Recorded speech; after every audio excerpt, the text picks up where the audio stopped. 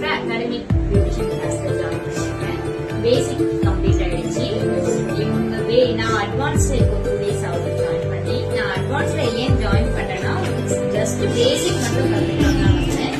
இவங்க சொல்லி கொடுத்த விதமும் எனக்கு ரொம்ப பிடிச்சிருந்தது. ஏன்னா இந்த அளவுக்கு பிராக்டிகல் செக்ஷனும் ரொம்ப பிடிச்சதுனால தான் அட்வான்ஸ் கத்துக்கணும்னு எண்ணமும் வந்தது. அதுக்கேற்ற மாதிரி பாத்தீங்கன்னாக்கா வெளியில பாத்தீங்கன்னாக்கா அபவுட் 20க்கு மேலதான் சார்ஜ் பண்ணிருக்காங்க. ஆனா எப்படி சொல்லி தருவாங்கன்னு தெரியாது.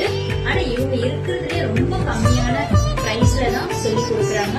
பிரைஸ் கம்மியா இருந்தாலும் இவங்க சொல்லி கொடுக்குற விதம் வந்து பாத்தீங்கன்னாக்கா ரொம்ப பெட்டரா இருக்கும். ஏன்னா நீங்க வந்து இங்க கத்துக்கும் போதுதான் தெரியும் எங்களுடைய எஃபெக்ட் எவ்வளவு இதுல போடுறாங்க.